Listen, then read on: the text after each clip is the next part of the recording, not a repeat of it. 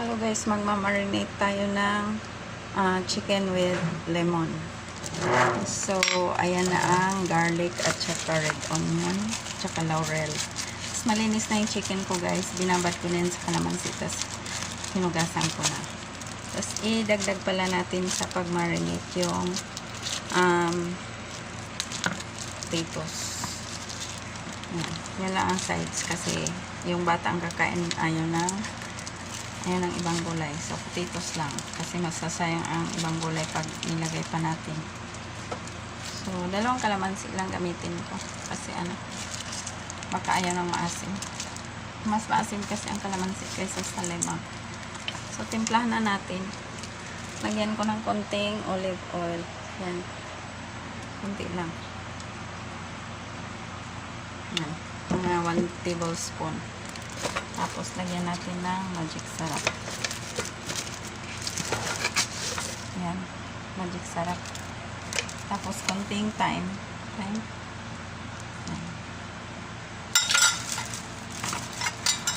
Thyme yan ha. Thyme. May S. Sobra ng S. Tapos, konting salt. Konti lang salt. Kasi may magic sarap na tayo. So, konti lang salt. Tapos, konting black pepper powder. Para hindi maanghang, konti lang. Tapos, Italian seasoning. Yan, konti lang din.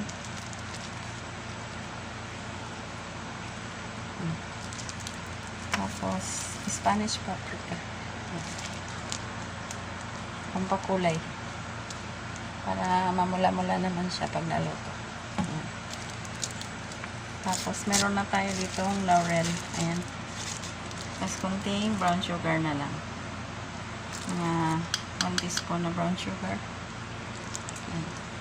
Tapos, para mas malambot yan guys, ang ating manok, lagyan natin ng konting baking soda. Yan, tama na yun. So, massage lang. Massage. Tapos, leave the mixture for 1 hour. And then, isaute natin bago natin iluto sa air fryer. Kapag niluto sa air fryer, pag nag-brown na, takpan mo ng foil para hindi mag-dry up. And then, pag isi-serve na, i-reheat mo, uncovered na. Tanggalin na yung foil. So, ganun lang kadali ang recipe na ito. Isaute nyo guys para yung marinade papasok talaga sa loob. Kasi kung indirekta nyo sa air fryer, hindi gaanong tatalab ang lasa. So, that's it guys. Thank you so much for watching.